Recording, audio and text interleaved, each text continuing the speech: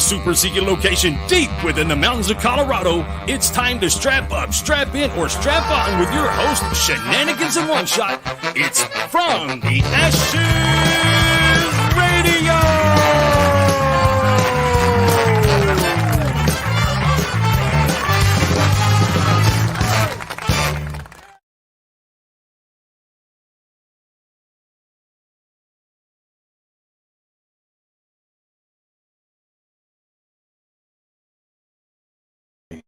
Unmute mic. There it is. Ladies and gentlemen, now you can hear me. Ladies and gentlemen, welcome to From the Ashes on About Face Media. How has your week been, and what a week it has been?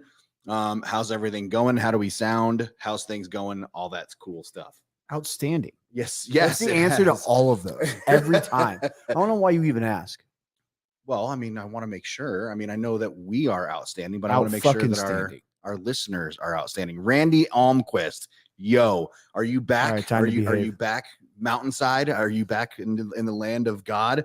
Or are you still stuck on the East Coast? I hope you're back. So Joe Allen, welcome to the house. Heidi Roswell. Heidi, I always make it happen. It always makes my night when I see your name in the listening audience. So yeah. You were working your ass off when I pulled up to the super secret location. What were you working on? You were building flower pots and shit? Getting all Zen samurai shit. Yeah, just doing that gardening thing. Yeah, I love dude. You got a little samurai in you. Let's be up front. It's a real thing, bro. I no doubt. You should garden. I do. I love my garden. Well, my garden is torn down right now. And be prepared for fucking war. What? Exactly. Dude, I've been in just war mentality for like a few weeks now. If you haven't noticed, I absolutely have. But yeah, I love what you've done around the super secret location. You got all kinds of better. Pretty shit going on around here. Getting there. And it's like you do different shit than the rest of the world. Like some of the flower shit that you do is pretty cool. Weird ones. Yes, very much so. Like the purples and blacks and all the cool stuff. Purples and blacks. Weird shit. Yes. I have not seen it at any other place other than what we have here. So it's pretty cool stuff. What's new with you? How's your week? Fucking awesome, dude. There's no other way to say it. Fucking awesome. Good things happen.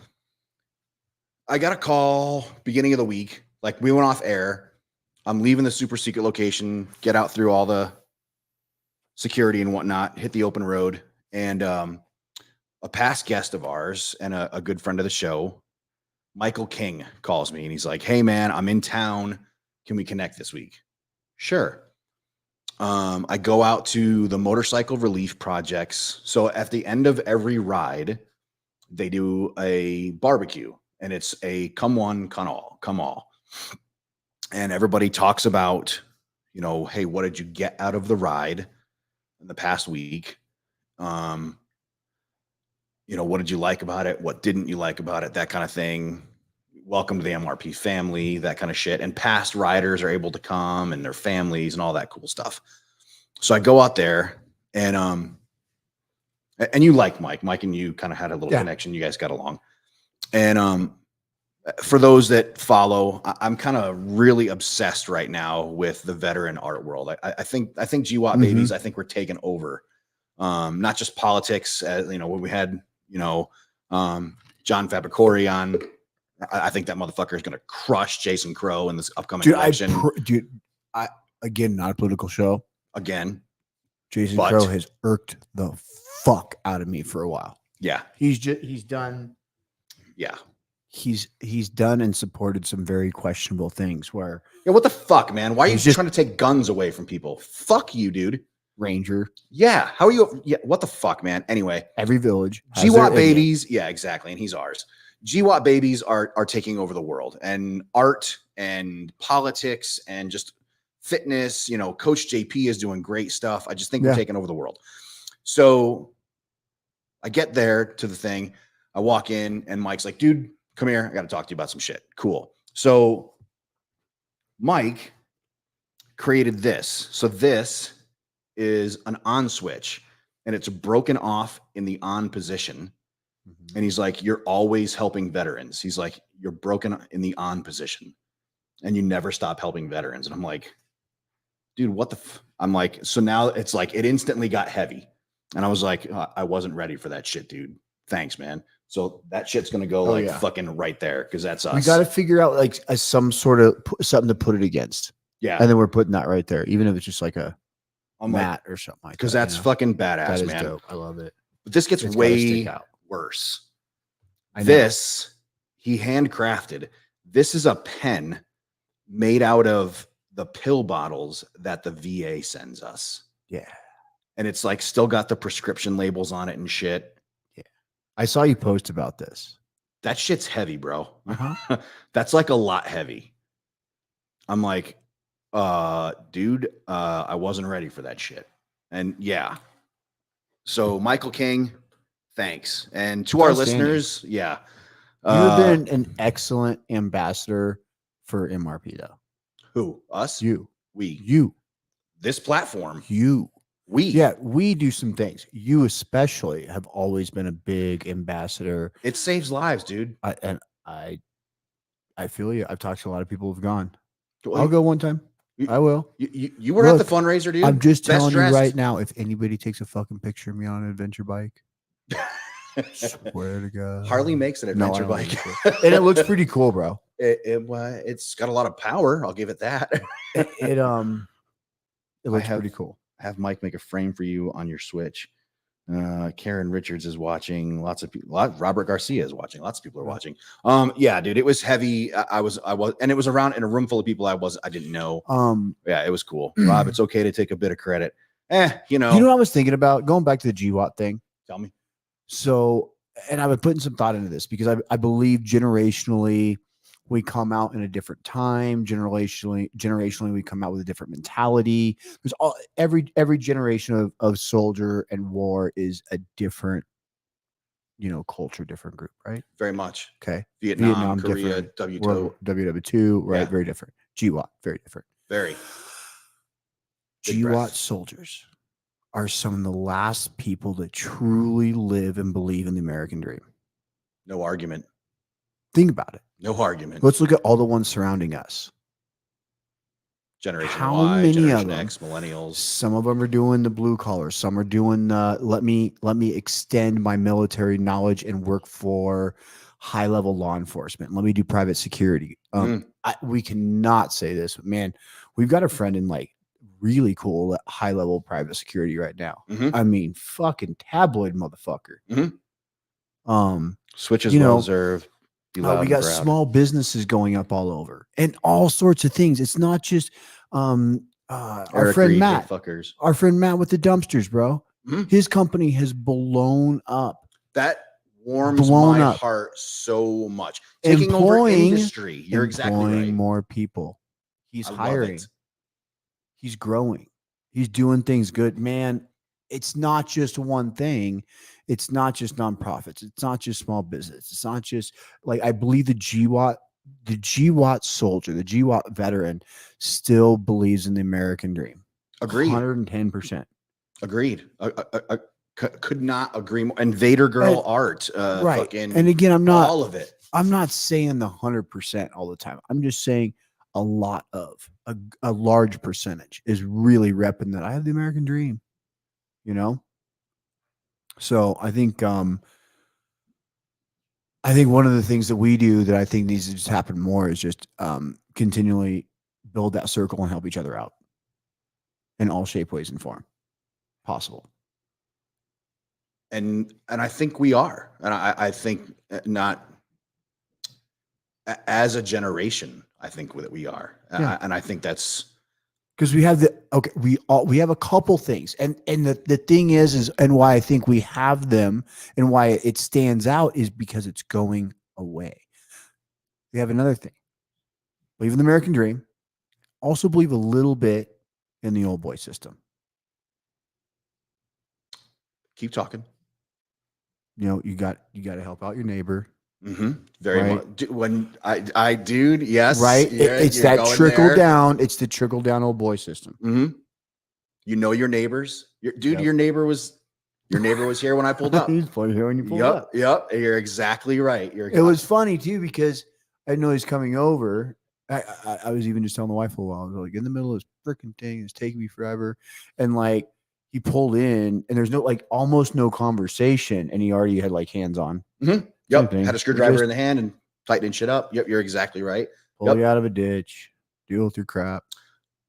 The other part of it that I like as well is holding each other accountable. Yeah. Calling out the bullshit, like the Robert Garcias is calling out each other's bullshit. Mhm. Come on, man. Did you really?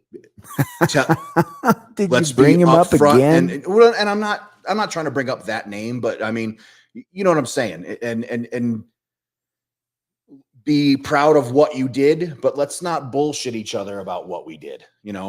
Not everybody was a fucking Ranger SEAL sniper, fucking, No. Delta operator. Look, man, I was a fucking cook.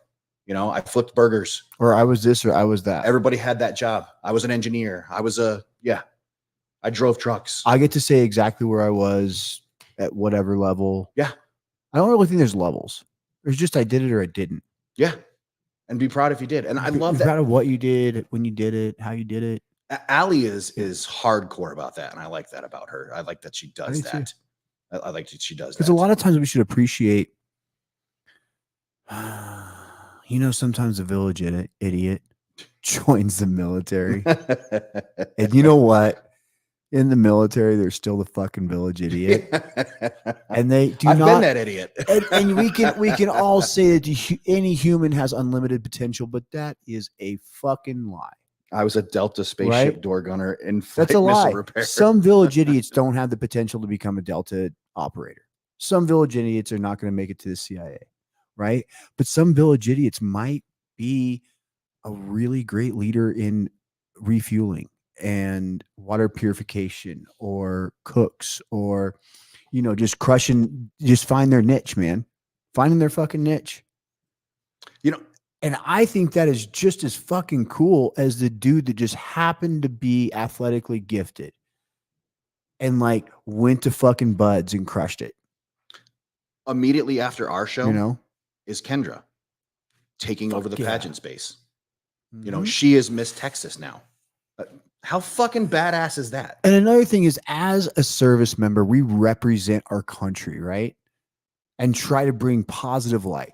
That's how I think of it. Okay. That was always instilled into me from the leadership around me. The way you present yourself inside, outside of the uniform, day to day represents veterans, active duty, whatever, service members. Okay. So all the ways that anything that we do outside of it brings positive light. So Kendra's found like a killer way. Fucking Miss Texas. That's big light. That's big, bright light. Totally different than I'd be able to do. Think I'm doing a pageant? Yes. Yes. Dude, if I had known that there were male pageants before I met that chick, come on now. I love mood lighting. What the fuck, man? We're getting ready for the photo shoot. Dies mid-show. Photo shoot. Mood lighting. Dude, the camera guy's on his way down. Oh, that is so awesome. Eric Reed, I swear to you, I was fucking with the camera before the show trying to make shit work, dude. I don't know what the deal is. Pauly Shore was the best special operator water purification specialist I've ever seen. That is so true. What was that movie he made? And it was about water purification in the Army or some shit. It was one of the better representations of the Army I've ever seen. I know. Oh. Shit. Whoops. I like that guy. Yeah, but he can wait. He's Navy. Other than Navy, yeah. Other than being Navy, I like that guy. Exactly. I feel like my goodness. So I believe. How much time do we have? None. But it's your radio show. Keep talking. We haven't done our Carl yet, didn't we? Did you keep going? Who's our Carl? All of us. Go ahead. Did you want to talk about something more? What time is it? It's 6:15. Dude, our guest is super cool. He's cool like the other side of the pillow. We got to do a Carl. Go ahead. What are we going to do for Carl? What do you want to talk about? We got to do it. Go ahead. We skipped it last week. Did we? Yeah. There's an assassination attempt. We have a presidential candidate dropping out. The time is now. All right. Williams 2024. In the Army now. Yeah. I mean, well, yeah, You haven't even been talking about it. Well, I mean, There's some serious stuff going on. President Trump is not returning my text Did you messages. I see- offered him the vice presidential nomination for my candidacy, and he's not returning my text messages. Well, he right got now. JD Vance. He's a good second, but I'm not upset about that. hello, But we weren't going for Williams Trump or Trump Williams. We were going for Williams Alley. Allie would make an excellent vice presidential candidate. Not yeah, me. I would have taken her. I want Secretary of Defense. Yeah, you have other jobs. I have other roles for you. Yeah, when I get That's elected, what she said. Yeah. And this debate thing is all fucked up now. I can't believe they didn't invite myself and So, Robert dude, now Kennedy. what are we gonna do? Like, What? we just forget about the debate over who had a better golf game. Like that debate's over because one pulled out on And I National Ice think Cream Day. We can You agree did that, see that it was National Ice Cream Day. I when they did. pulled out, right? and I think we can both agree that Williams Reed 2024. Hey, that's No. got some potential. Hold on now. He did have a blue cord. Why am I not your Hey. vice presidential nominee, Eric Reed? You know exactly why. Eric He has Reed. you have other jobs. Yeah, agreed. Yeah, you There's have a other jobs. cabinet. Exactly. You're going to be head of Department of Education before I I abolish thought it. about VP for about 3 seconds. Yeah, but you're secretary. Maybe of, two. Yeah, the Secretary of Defense. Your job is taken. Sorry. When I'm president. Yeah. While I'm abolishing the Department of Education, you're going to be head of that for a little while. Reed. Why don't we have Eric Reed take over the Department of Veterans Affairs? Because that's only going to last for a day. I shut down the Department of Veterans Affairs. It's going to be only going to last for a We day. gotta find a good one for Eric. Yeah, he's going to have a good job. Not security. No, not that. we could make him an ambassador to another nation. Dude, let's make it. What ambassador. nation? Yeah, what nation? Eric Reed, Texas. what nation would you want to be the ambassador to? Whatever you want. Yeah, Whichever because one you want. you pick You it, can man, have because it. it's all yours, brother.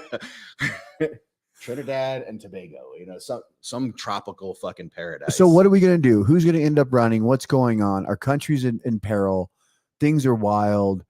Our country's You think so? excellent. It's not in peril. It's wonderful. It's the American dream is alive, and there's no craziness.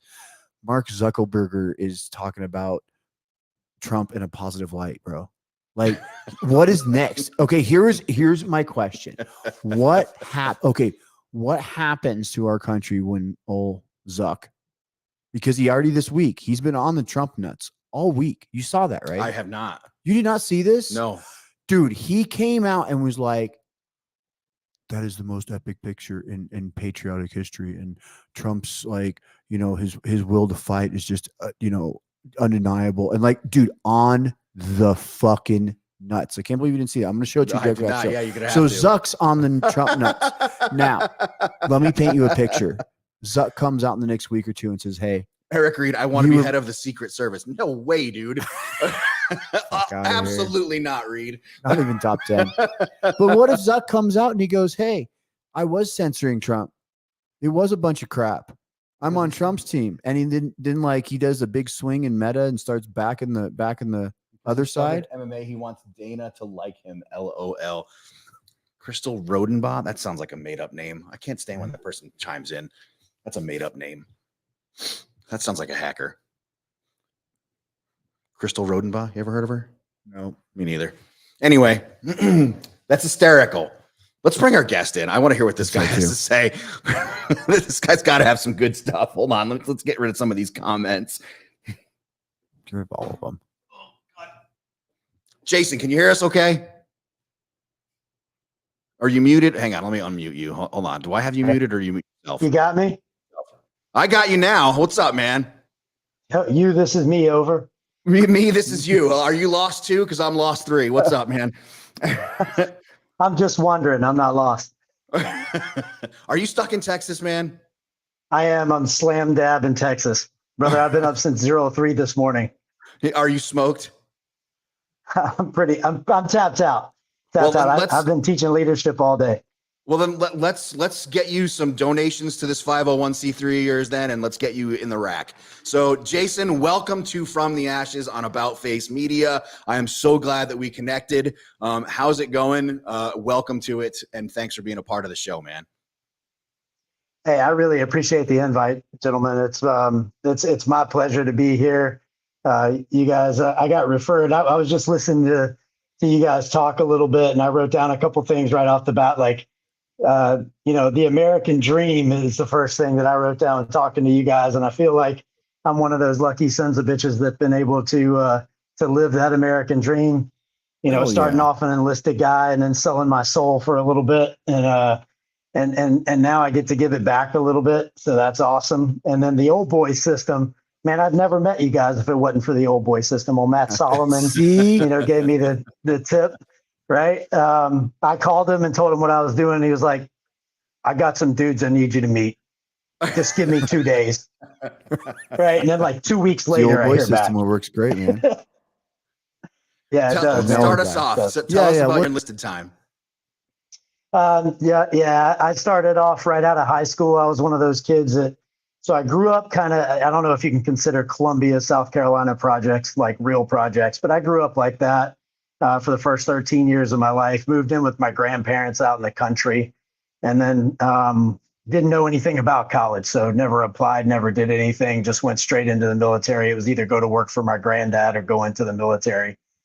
True story. I love to hear this because I heard the word Navy a second ago. Every male in my family, all the way back to World War I, was a naval person. Mm-hmm. And when I went to the recruiting station, I literally walked in the recruiting station, and we were walking towards one of the first multi stations there were. And I walked straight to the middle, and I said, "What's the furthest thing you guys got from the Navy?"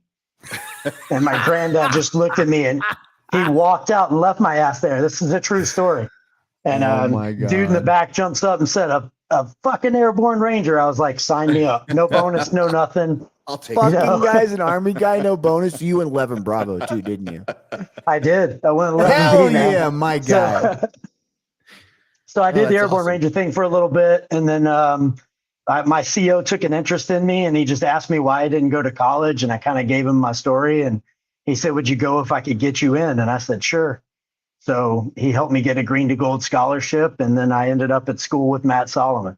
Mm-hmm. That's how I got to you guys. So Matt was the warden of my fraternity. So I got many of disciplinary actions from that gentleman while I was in college, and then I went back into the military as a commissioned officer. Went through special operations, spent some time doing human stuff, and ultimately retired as a lieutenant colonel. Congratulations. That's good stuff. Nice. See, that's a good fucking story. American dream. Exactly. Living the American dream. Yes, right there. That's it. And then after you retired from service to your country, look at this. And now he's working as a pimp. Service. That's right. I actually work Cadillac those. I actually work for the Department of Defense right now. I basically take my human skills and teach soft skills to executive leaders, try to get them more in touch with the 5 generations in the government workplace. So it's funny you should mention that. Nice. Matt, we have these conversations often. I have these conversations. I work in government as well. And we have these conversations at work as well. And yeah, it is a strange thing. It is a very, the intergenerational thing. So yeah, I get it, man. It is a very strange thing trying to cross generational. Absolutely. The communication barrier is there. It's real, and the folks that are of latter generations, the quote unquote veteran generation, the boomer generation, those folks are like, what the hell's with this new generation? I was like, I don't know. You raised them. So what is the problem? Excellent answer. and come very, very real and true point. Yeah. We did this. So yeah. Well, and you make the true point. Look, I worked very, very hard. My wife and I worked very hard.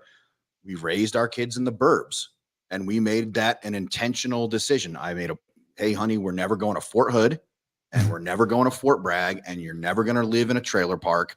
And that was a conscious decisions for 26 years. Well, now he's working in a field where, hey, the real world is going to come smack him in the face. And I feel like I kind of shielded him from things, and now that's going to be a challenge. So we have this conversation a lot. So yeah. Yeah, man, I'm doing the same thing. My son is 20, and he decided to major in audio production. And I'm like, okay, Dr. Dre, let me know how that works out for you. You know what I mean? I'm like, luckily he's got a hell of a work ethic though. And his older sister was an Olympic style swimmer on scholarship in college and stuff. And she basically just ended up in HR, but she's about to move into van life with her husband. And I'm like, I don't know where they ever got that idea as I tricked out my apocalypse vehicle. So I'm like, I don't know. Meanwhile, your son's like, Dad, who the fuck is Dr. Dre? I'm not going to medical school. I'm going to school to make music. Yeah, no, he's doing great. I told him, I said, hey man, I just did what the Army told me to do, and we ended up with this opportunity to let you do what the hell you want to do. But you're going to get a 4-year degree so that somebody at least knows you can do something else if this doesn't work out. Right. I mean, you look it up, we worked our asses off to pay for that 4-year degree, and, hey, look at, handed our kids our GI Bill and they got it paid for it. So tell us about this nonprofit you got going on now. Yeah, man. So I'm the founder and executive director at Veterans on the River. And that's veteransontheriver.org if you're looking it up. And our tagline is we help veterans transition their warrior spirit to a balanced, mindful life after service. So what does that really mean, right? So we basically take educational, we use whitewater rafting in Colorado, what I consider to be nature's therapy, and we use that as a conduit to humble folks down and open them up to accept leadership instruction and educational seminars on PTSD, on learning to meditate and be mindful about reflection, soft skills such as emotional intelligence. I mean, a lot of us can use a little bit of that. Most of us have never had to interview for a job before when you separate service. So we help you with that kind of stuff. We help you put your resume together, help you build a LinkedIn. I scrub every resume personally that applies for the program, and you get one-on-one executive coaching from me. I have a background in that. I was a consultant for McKinsey for a while on that side. We did our pilot program this summer in May up in Salida, Colorado. We put 7 veterans through. 2 of them were special operators, 1 female Marine who was a complete badass, another female that was a formal naval aviator turned psychologist. And then we also had 2 other folks that came through. One was a naval guy that was just coming out of undergraduate school, and another graduate. So they all came through. Great reviews. Only 2 of them were unemployed coming through. Both of them got jobs immediately after using some of the techniques that we taught. And they all also walk away with the skills needed to be a whitewater rafting guide. So if you're in that place where you're like, I don't know what I want to do, I'm getting out of, I try to dumb it down and say, hey, I'm just a dumb grunt, right? So I don't know what I want to be when I grow up, but I might need some transition space. So we do that right at the beginning of rafting season. And then if you want to stay on and be a raft guide at one of the partnering locations, you can be a raft guide for them, and they'll pay you, and you can live in our tent and stuff in their space while you do it. So it's like a transitional space for not just transitioning out of service, but maybe you got a divorce and you're not real sure. You're having to come to Jesus with yourself, trying to figure out what you want to do. So that's what it's about. Applications are online. We take them year round and make decisions quarterly. It's amazing when you get a couple of veterans together, especially in a place like a raft or a shoreline, and you start sharing the information, and you don't know what you don't know, and you start sharing all that stuff together, the things that come out, and you're like, I had no idea this was a thing, or I had no idea that these opportunities existed. And you start sharing these things, the things that come out and the opportunities that exist that you just didn't even have visibility on because you just don't know what you don't know. Yeah, man, I didn't even know the Apex program existed. And that's a special forces, special operator thing where if you spent X number of years and you retire out of special operations, they have basically the last year you're on active duty, you're just doing transitional stuff. You're just getting ready to like recondition yourself to be a normal citizen, if you will. Fucking civilian. Right? Yeah, a dirty, rotten fucking civilian. That's right. So you're transitioning from like, hey, I've been running and gunning for the last 10 years to Sure, honey, I'll run to the grocery store, right? Like you don't really know what it is you want to do, where you want to go. So a lot of them end up just doing contracting, right? Well, that takes you away from your family just as much, right? Or if you're Mhm. like me and you're a first term ranger guy and you're like, okay, I'm going to go to grad school, but then you go to grad school, you knock that out the park, and then you just run on to the next job that everybody tells you should get, right? You Mhm. don't actually sit down and think like, what do I really want to be doing? Do I want to be outside? Do I want to be inside? Do I want to find a tribe or do I want to chase money? Right? You got to figure that out. Because I chased money right away. You know, I went to work for McKinsey. They paid me a hell of a lot of money to do something I was really good at, but it took me away from my kids even more than the Army did. And I was Yep. like, I'm not doing this. So 60 days into that, I quit that job. Right. Then I was like, I know I'll teach high school because that'll let me do a lot of cool stuff. So I started teaching high school because I had the degree to do it. So I was like, yeah. And then I was like, you know what? Other people's teenagers freaking suck. I don't want to do that. So like did that for 1 year because I didn't want to quit on my students. Right. So I finished my year. And then I found my tribe in that, I work with a lot of vets right now. So I kind of got into a place to where my rough language was acceptable and they helped me learn to tone it down. The way that I talk to people, the way that I handle situations, I found out quickly is not the way everyone does, right, I, in the civilian world. So, I was about to say, yeah, I think one of the biggest challenges isn't just getting used to being around civilians; it's having that love and compassion and understanding for their fragile sense of life and the way they operate because it's different. it is. it There, is. there And It is. is. we are the fucking like the outsider moving into that world. So Yeah. we do have to make some fucking adjustments. I heard Yeah. I mean, that I've been doing frequently. and I've been retired since 2018, right? And so I learned a little bit about emotional intelligence by taking an assessment like early on when I retired. I was reading a book and I took an assessment. And like my empathy score was like 32 out of a scale of 0 to 140. Right. And I was like, yeah, that was preconditioned. Right. Yeah. So now Yep. I've got it up to about an 80 and 90 is normal. So You're making progress. Look at that's you. it, man. Huge Somebody jumps. gets a cookie. Huge jumps.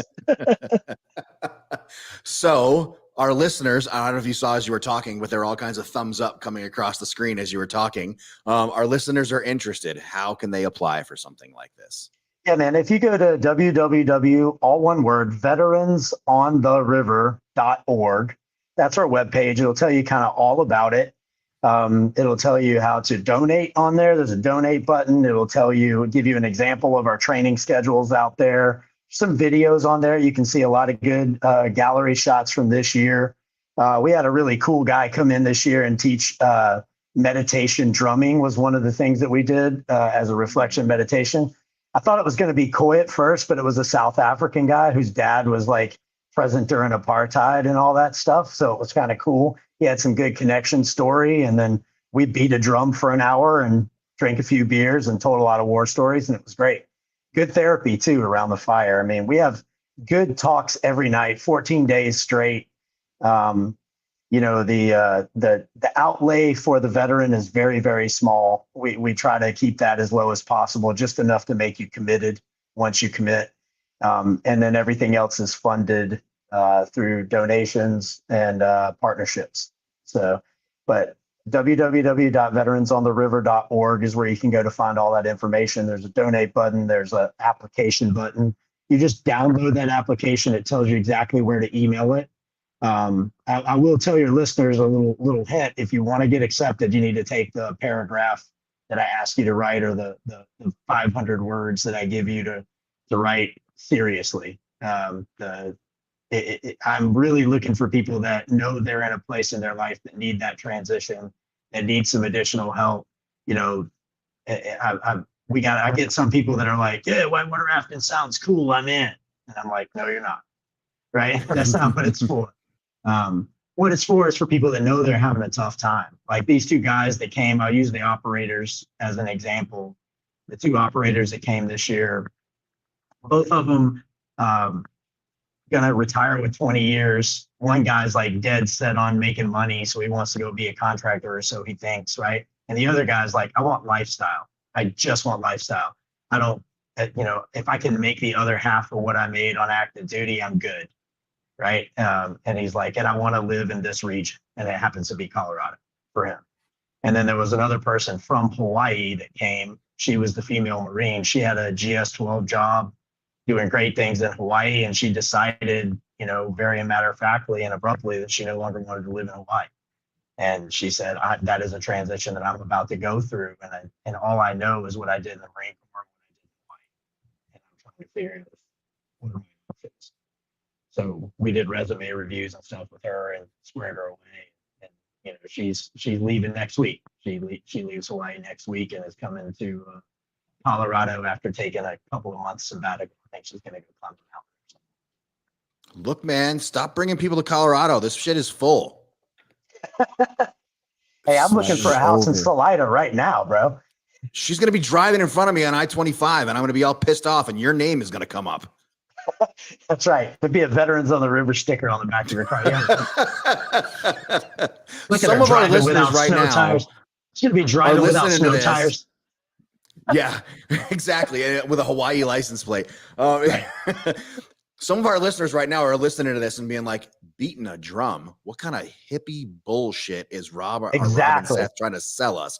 Look, listeners. I've done some fucking weird meditation. Embrace your inner hippie. You don't realize this quite yet. Some of that shit is fucking cool. Embrace some of that stuff. Yeah. It's fucking cool. You don't realize it.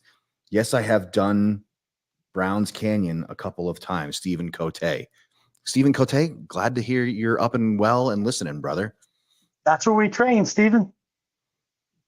Stephen Cote Browns Canyon is a good guy. He's one of our favorite people. He's helps the Veteran Whiskey Society. We like him a lot. So it's good people. Independent Whitewater is one of the oldest whitewater rafting companies on Browns Canyon. That's who we partner with.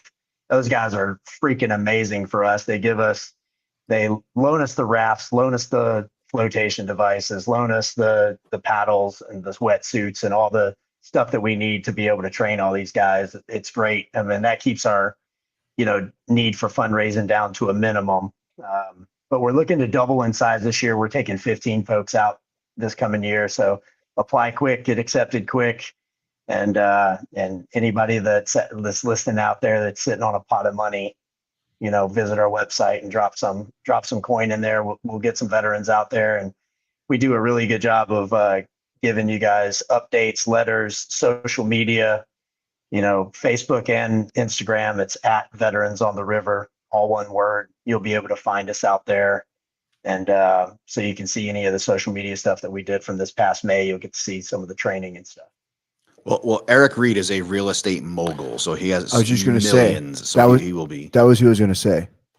That's your guy. Yeah, he's going to donate right now. Yeah, that dude has way too much money. Hey, I want to be as respectful as your time as possible. I am going to hand you off to my hetero life mate over here. He is going to give you all the outgoing instructions so you can get your ass in bed. Sounds good, man. I'll probably say I've listened to the rest of this for a while. I enjoy listening. Ever since you sent me the first connection. Oh, you're going to hear you guys. Yeah. You're going to hear real Allie live in a minute. You're going to hear Allie next, and you're not going to be able to go to sleep. So, if you're going to stay in, you got to wait till the end. You got to think about a safety brief. But either way, at the end of your guest time with us, you get about 2 minutes. It's your time to shine. If we glossed over something, if there was something you want to talk about, if we were supposed to ask you something and forgot to, it's your time to make sure we didn't leave something out. Yeah, man. Just really looking for any connections. Also on the website, there's opportunities for folks that if you want to volunteer to help us out with your time, because maybe you don't have the financial resources to do it. If you want to get involved, there's an opportunity there. Get in touch. We're all good. I get a lot of opportunities for people to call and say, "Hey, I'm a whitewater rafting guide. I want to get involved." Our guide stuff is very specific and very trained. We have some people that have a shit ton of experience on Browns Canyon, and that's what we're doing it. So just pushing that out there. But any businesses that want to pair up, in-kind donations, we're game. This is our second year, so we're going to make a big impact this year. Looking at 15 this year, and then we're going to do 30 next year, and we'll keep doubling until we get to 100. Excellent. Ladies and gentlemen, we have been talking to Jason with Veterans on the River. Go to their website, check them out. Are you on the socials at all, Jason? Yeah, I'm on Instagram and Facebook, and it's at Veterans on the River. If you search that, you'll be able to see our posts. During the training season, which is basically the month of May, we're heavily on there. We're on there daily, multiple times a day sometimes. Other than that, we're on there and checking it, once or twice a week, that kind of thing. But we're not really posting that much because we've already kind of shot our wad in May. Well, thanks for being a part of the show. Thanks for being on From the Ashes on About Face Media, and we really appreciate your time tonight. Yeah, no, I appreciate you guys both. Thanks. Thank you for your service, and thanks for the platform. I really appreciate it. No, thanks for coming on. Really appreciate it. Yeah, man. We'll see you on the river. I'll be the guy in the waders waving at you, wishing I had a fish on the end of my line. There you go. Have a good night, gents. You as well. That was a good one. That was a good one. Yeah. That was not what I was expecting. I like the way he, it's very rare we have somebody listen to us as we're talking beforehand and use it to lead in. It's kind of a cool segue. Let's bring in the boss lady. Al. She's, what the hell was that? She's do something. Was that a Penthouse magazine you just threw over your shoulder? No.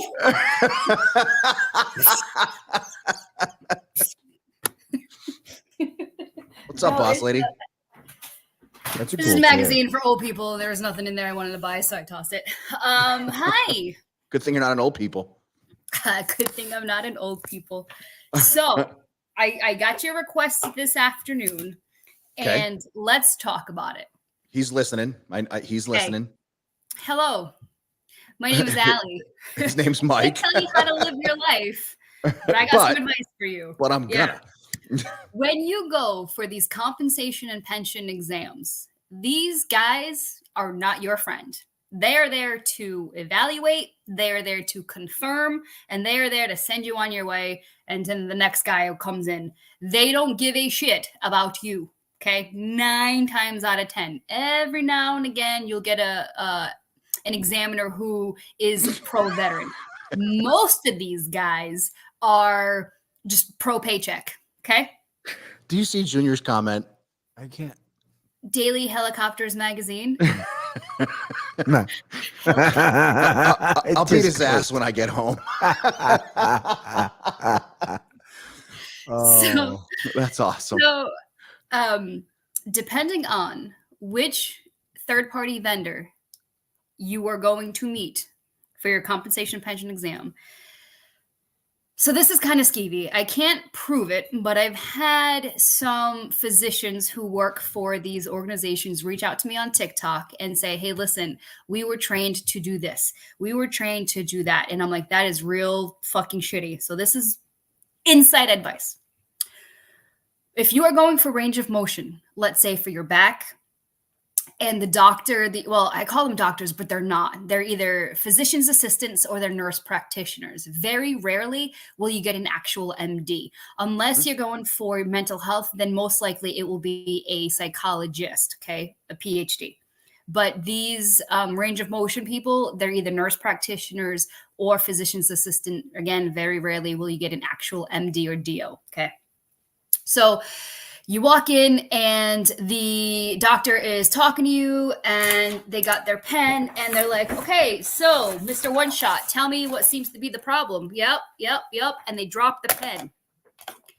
And so we are polite. We will bend over and pick up the pen because it's automatic, right? It's an action that we don't even think about. We pick up the pen. Here you go. Oh, thank you so much. What that examiner just did, just tested your range of fucking motion without you even realizing it. They just tested your range of motion without even putting hands on. Because then later, when they're going through the exam and they're putting hands on, and you're like, oh, I can't. Oh, it hurts. Well, 45 fucking seconds ago, you picked up that pen, no problem. If they drop the pen, just know that it was not an accident, okay? Also, if you're going in for neck pain and you say you have loss of range of motion, and for neck pain, they make you look all the way left, all the way right, up, down, all this shit. The examiner will talk to you and will follow across the room. And what do we do as polite people? We follow them. That person is looking at your range of motion with your neck without even putting hands on. And then when they do put your hands on, you're like, oh, I can only go this far. Well, 45 seconds ago, you looked behind you. So be very cognizant. I'm not telling you to fucking, fake an injury. I'm not saying that. What I am saying is be cognizant of what you are going in for, okay? If you take pain medications and you can avoid it, please do not take pain medications that day. We want an accurate representation of your level of pain and your range of motion, okay? They're going to ask you, well, how are you doing today? Well, I'm fine, thank you. Okay, veteran is fine. You may be fine that day, but tell them about 2 weeks ago how you had a 45 in your mouth. You are not okay. You are temporarily okay. Talk about the time where you couldn't even pick up your child to play because your back hurts so damn bad. You can't go for walks anymore. You can't walk the dog. You can't have sex with your spouse because your back hurts, or you have PTSD and therefore you have erectile dysfunction. All this shit matters. So many times you veterans talk yourselves out of your claim and then you blame the VA. 7 out of 10 times, it is your fault. You talk yourself out of your claim because you say you're fine, you say you're okay, and you minimize. Are you counting how long I've been talking? No, I just got a text message that says, tell Seth he's gay. Seth, you're gay. Who's that from? We're fucking saving lives over We're here, saving Allie. lives. I think, and I didn't even get to fucking see it because he jacked it up on his weird watch. Do you watch porn on your watch and count the strokes for like your steps? I just That's jerked off for 3 stupid. miles. Hey, Allie, what Okay, let about me go back to what I was saying. Allie, go ahead. I want to Two- jump into that one. Yeah.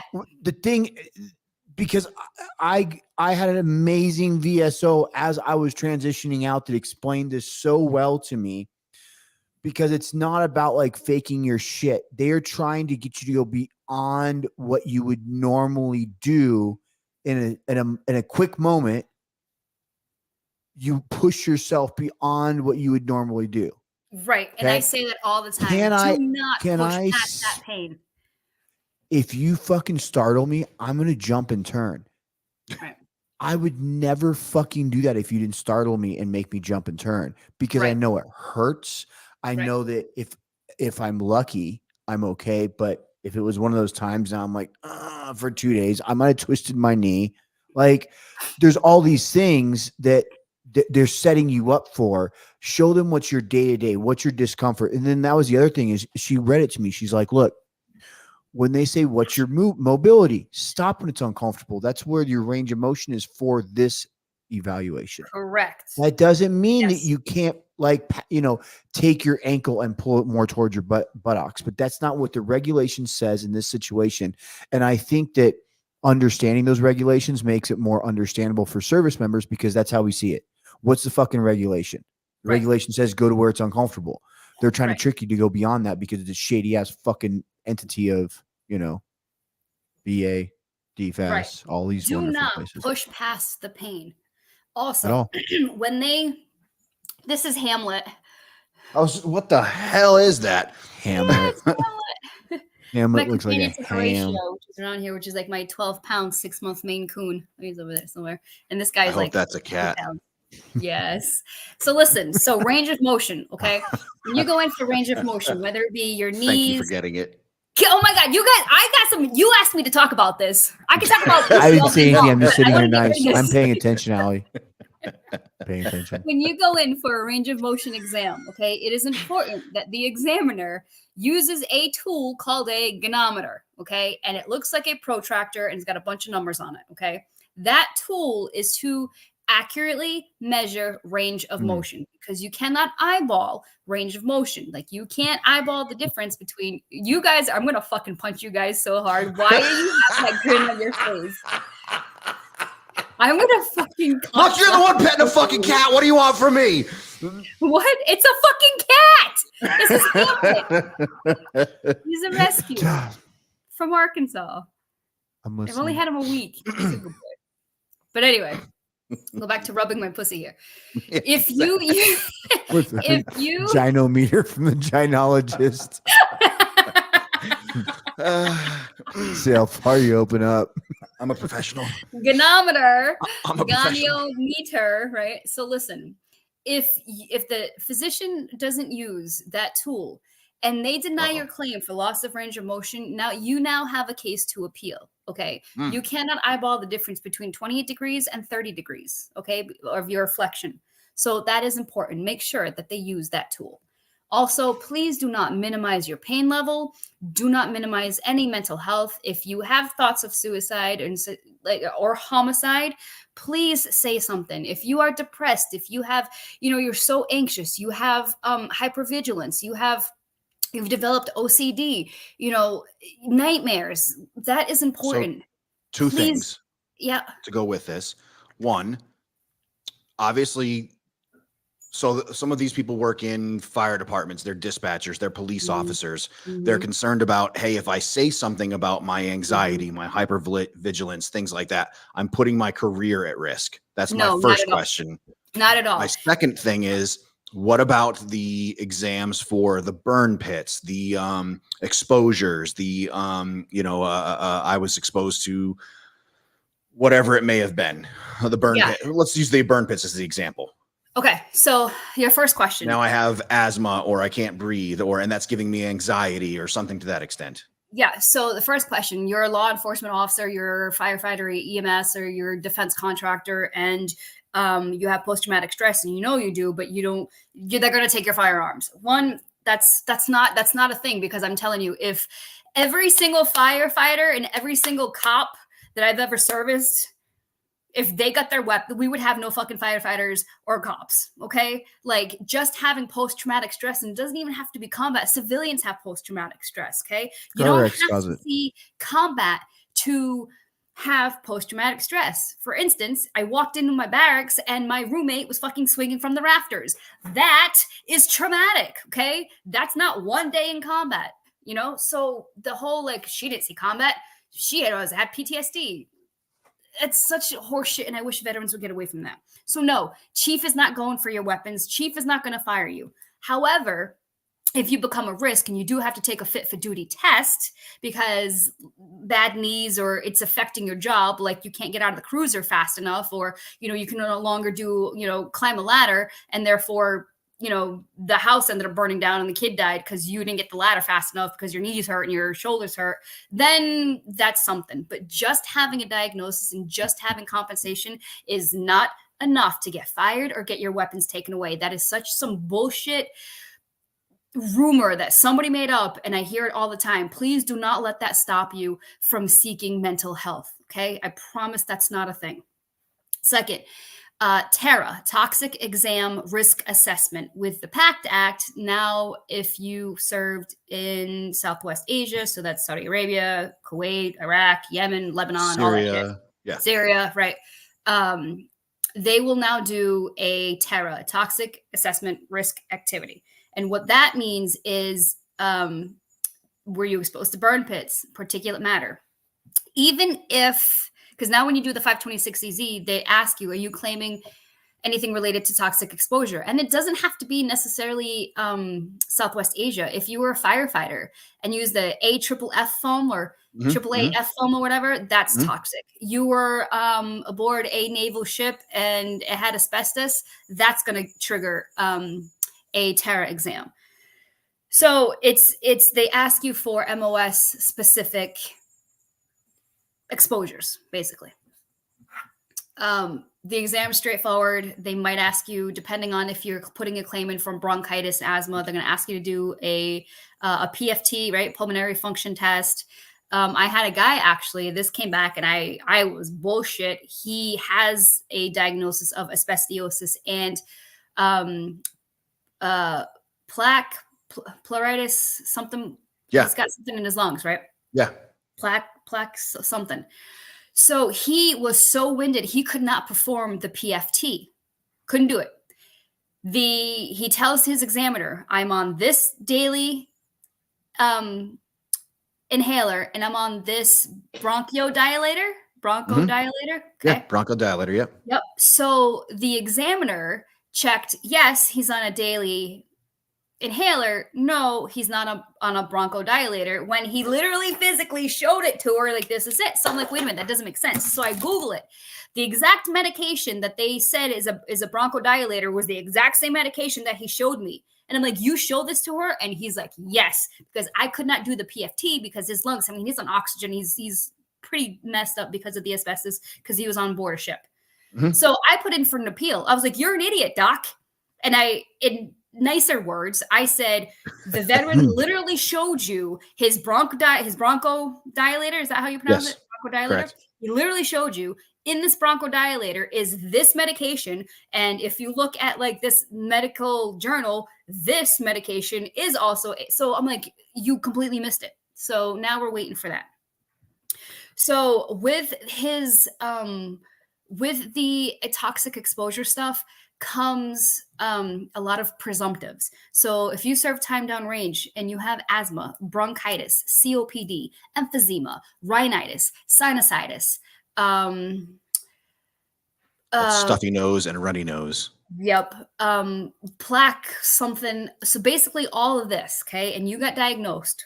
And they want to say they're saying 10 years, but I'm doing, it's like on a case by case basis. But you get out of service and you have time down range and you developed one of these illnesses, that is what the VA will call a presumptive.